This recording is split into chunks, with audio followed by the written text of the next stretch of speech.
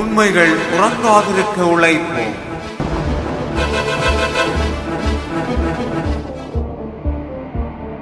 சொந்தங்கள் அனைவருக்கும் வணக்கம். இடிமுழக்கத்தின் அன்புறவுகளை தொடர்ந்து உங்கள் ஆதரவை வழங்குங்கள்.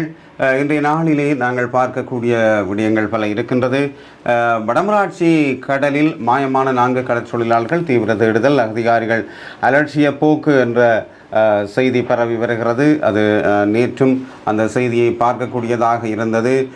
கடற்படையிடம், கடற்படை அமைச்சரிடம் முறையிட்டும் எந்தவித கவனிப்பும் இல்லை, தேடுவதற்கான எந்த வாய்ப்பும் இல்லை என்று அந்த செய்தி படிக்கக்கூடியதாக இருந்தது. 2 படகுகள் கவிழ்ந்து தந்தை, மகன் உள்ளிட்ட 4 கடற்தொழிலாளர்கள் காணாமல் போயுள்ள நிலையில் அவர்களை தேடும் பணி இன்றைய தினமும் மிக தீவிரமாக முன்னெடுக்கப்பட்டு வருகிறது.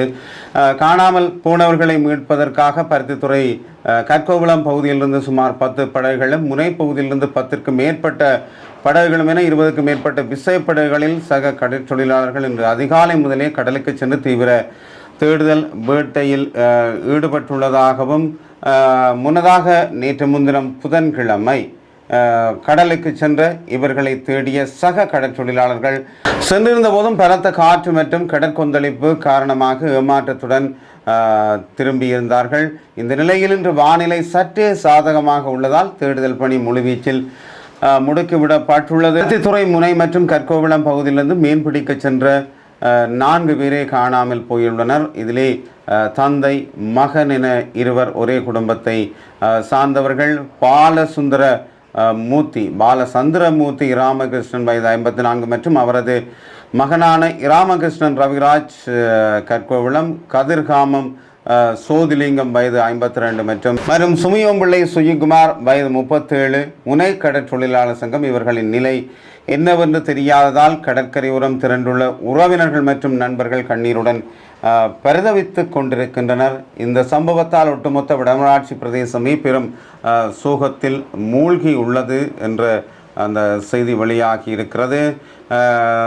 இதேவேளை கடற்தொழிலாளர்கள் காணாமல் போனது குறித்து கடற்தொழில் அமைச்சர் மற்றும் கடற்தொழில் நீரியல் வளத்துறை பிரதி பணிப்பாளர் ஆகியோருக்கு உடனடியாக தகவல் வழங்கப்பட்டும் கடற்படையினர் தேடுதல் பணியில் ஈடுபடவில்லை என உள்ளூர் கடற்தொழிலாளர்கள் கடும் அதிருப்தி வெளியிட்டுள்ளனர். அரசு தரப்பும் கடற்படையும் காட்டி வரும் இந்த அசமந்த போக்கை கண்டித்துள்ள கடற்தொழிலாளர்கள் தங்களின் சொந்த பொறுப்பிலேயே இன்றைய மீட்பு நடவடிக்கைகளை தொடர்ந்து மேற்கொண்டு வருகின்றார்கள் என்ற அந்த செய்தியை நாங்கள் பார்க்கக்கூடியதாக இருக்கிறது. உண்மையில் இந்த அவசரமான நேரத்தில் முன்வந்து உதவுவது எவ்வளவு சிறப்பு என்பது அந்த மக்கள் மத்தியிலே இருக்கின்ற அவர்களுக்கு தான் தெரியும். குடும்பமே அல்லோல கல்லோலப்பட்டு கொண்டிருக்கும் என்று நான் நினைக்கிறேன். ஏனெனில் தந்தை, மகன் காணாமல் போனது ஒரு குடும்பத்தில் நேர்ந்த சோகம். அதைவிட இன்னும் 2 குடும்ப தலைவர்கள் இவர்களின் காணாமல் போன நிலை குறித்து இன்று எல்லோரும் தேடுதல் நடவடிக்கையில் ஈடுபட்டிருக்கின்றார்கள். அதிகாரிகள் அசமந்த போக்காக இருப்பதாகவும் இங்கே சொல்லப்படுகிறது. உண்மையில் மக்களுக்காகத்தான் இந்த அதிகாரிகள் இருக்கிறார்கள். அவர்களுக்கு ஒரு பிரச்சனை வருகின்ற பொழுது கை கொடுக்க வேண்டியவர்கள் அவர்கள்தான். எனவே இதிலே அதிக சிரத்தை எடுத்து இந்த அதிகாரிகள் கவனத்தில் கொண்டு இந்த மீனவர்களை தேடும் பணியிலே ஈடுபட வேண்டும். காலை விடிந்தவுடன் கடற்கரையிலே இறங்கி உயிர் உள்ள மீன்களை கொண்டு வந்து தருகின்ற அந்த மீனவர்கள் இல்லாது போனால் இவ்வளவு பிரச்சனைகள் ஏற்படுகின்றது. உண்மையில் அவ்வாறான அந்த தொழிலாளர்களை தேடி கண்டுபிடிக்க வேண்டிய தேவை இருக்கிறது. அந்த குடும்பத்துக்கு ஒத்திசைவாக ஆதரவாக இருக்க வேண்டிய ஒரு தேவை இருக்கிறது. எனவே அன்புக்குரியவர்களே மற்றும் அதிகாரிகளை இந்த நேரத்திலே உதவுங்கள். அவர்களின் குடும்பங்களுக்கு ஆறுதல் கூறுங்கள். அவர்களை கண்டுபிடிப்பதற்கான ஒரு நடவடிக்கையை செய்யுங்கள். மேலும் ஒரு செய்தியை பார்க்கலாம். இதே போன்றுதான், அதாவது கடலிலே மூழ்கி அதிபர் ஒருவர் மரணத்தை தழுவியிருக்கிறார். யாழ்ப்பாணத்திலே இந்த சம்பவம் நடந்திருக்கிறது நைனாதீவிலே. அதாவது இந்த தனியார் படகிலே தான் இந்த சம்பவம் நடந்திருக்கிறது. தனியார் படகு மூலம் நைனாதீவிலிருந்து புங்குடுதீவு குறைகட்டுவான் இறங்குதுறை நோக்கி பயணித்த போதுதான் படகு கவிழ்ந்து பாடசாலை அதிபர் நீரில் மூழ்கியிருக்கிறார். இது நேற்று மாலை நடைபெற்றிருக்கிறது, 28ஆம் தேதி. நைனாதீவு 6ஆம் வட்டாரத்தை சேர்ந்த நடராசா மயூரன் வயது 48 என்ற 2 பிள்ளைகளின் தந்தையை இவ்வாறு மரணமடைந்துள்ளார். இவர் நைனா தீவு கணேசா வித்தியாலயத்தின் அதிபர் என்பது குறிப்பிடத்தக்கது. உண்மையில் அந்த படகு தனியார் படகிலே சென்ற பொழுதுதான் அது கவிழ்ந்து இந்த அதிபர் நீரிலே மூழ்கி இருக்கின்றார். அதை அவர் தூக்கிய பொழுதும் அவர் உயிர் பிரிந்து விட்டதாகவே சொல்லப்படுகிறது. உயிரிழந்தவரின் சடலம் மீட்கப்பட்டு தற்போது நைனாதீவு பிரதேச வைத்தியசாலையில் வைக்கப்பட்டுள்ளது. இந்த சம்பவம் தொடர்பான மேலதிக விசாரணைகளை ஊர்காவல் துறை போலீசார் மேற்கொண்டு வருகின்றார்கள். உண்மையில் இந்த பாடசாலை அதிபரின் இழப்பு என்பது எவ்வளவு பெரிய இழப்பு. ஒரு பாடசாலைக்கு ஒரு அதிபரை நியமிப்பதற்கு எவ்வளவு காலங்கள் செல்கின்றது. எனவே அதுவும் ஒரு பின்தங்கிய இடங்களிலே இருக்கக்கூடிய பாடசாலைகளுக்கு அதிபர்களை நியமிப்பது என்பது ஒரு நீண்ட கால இடைவெளியை கொண்டு வரும். அதைவிட ஒரு குடும்பத்தின் ஒரு தந்தை இழக்கப்பட்டிருக்கிறார். இனி அந்த குடும்பத்தின் நிலைமை என்னவென்று சொல்வது. எனவே இது போன்ற பயணங்களில் ஈடுபடுகின்றவர்கள் காலநிலை சூழ்நிலைகளை பார்த்து பயணங்களிலே ஈடுபடுவது ஒரு சிறப்பான ஒரு விடயமாகவே காணப்படுகிறது. எனவே உங்கள் உயிர்களை கவனத்தில் கொள்ளுங்கள். உங்கள் பாதுகாப்பில் அதிக சிரத்தை எடுத்துக்கொள்ளுங்கள். அதுதான் உங்கள் குடும்பத்துக்கும் உங்களுக்கும் ஒரு சிறப்பான ஒரு விடயமாக அமையும். மேலும் உங்களுடன் ஒரு சமூக செய்தி ஒன்றை பகிர்ந்து கொள்ளலாம். சமூக செய்தி என்றால் உண்மையில் யாழிலிருந்து கள்ளக்காதலியுடன் கொழும்புக்கு சென்ற ஒருவர் மனைவியால் மறைக்கப்பட்டு பயங்கரமான மோசமான அடி விழுந்திருக்கின்றது. இந்த சம்பவம் யாழ்ப்பாணத்திலே நடைபெற்றிருக்கின்றது. உண்மையில் அந்த உரை நான் தெரிவிக்க விரும்பவில்லை. அவர் ஒரு அரச உத்தியோகத்தர்.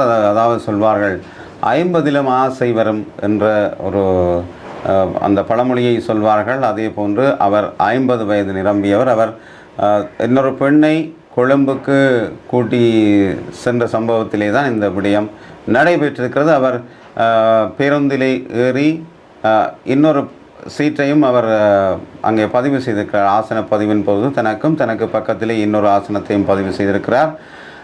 அவர் இந்த பேருந்து கிளம்பி சென்ற பொழுது இடையிலே அந்த பெண்மணி ஏறுவதற்காக அந்த ஆசனம் இடையிலே அந்த பெண்மணி ஏறிவிட்டார். பேருந்து கிளம்பி இருக்கிறது.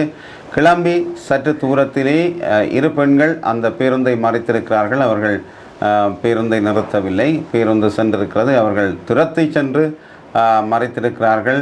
மறைத்த இடத்திலே அவர்கள் அதாவது நடத்துனரை கீழே எடுத்துவிட்டு அவர்கள் ஏறி சென்று சட்டமாரியான தாக்குதலை மேற்கொண்டிருக்கிறார்கள். அதாவது அந்த கணவரின் குறித்தான மனைவி இன்னும் எத்தனை பெண்களை நீ இப்படி வைத்திருக்கிறாய் என்ற கேள்வியோடு அவங்க அந்த இருவரும் மகளும் சேர்ந்து அவர் மீது தாக்குதல் நடத்தியிருக்கிறார்கள். மிக பயங்கரமான தாக்குதல். பேருந்தில் இருந்தவர்கள் தடுக்க இந்த அடி விழுந்திருக்கிறது. கதற அடி விழுந்திருக்கிறது.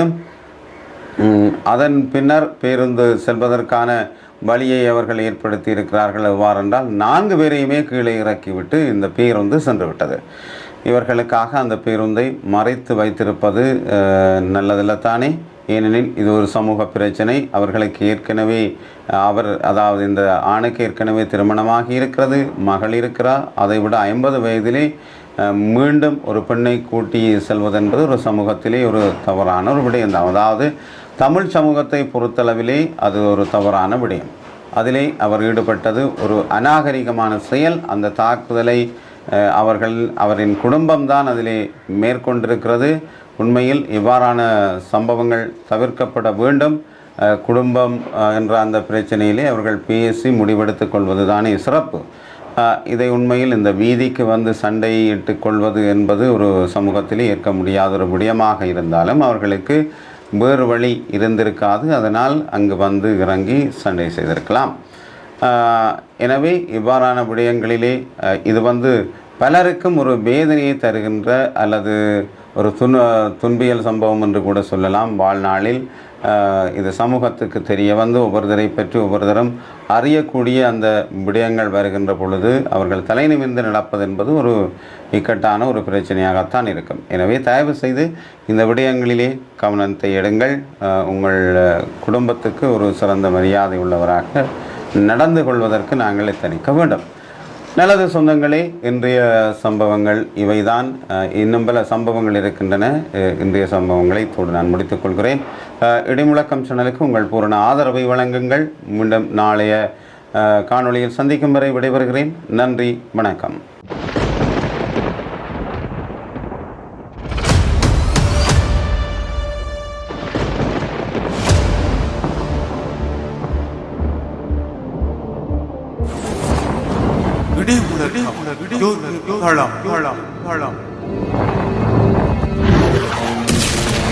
உண்மைகள் உறங்காதிருக்க உழைப்போம்.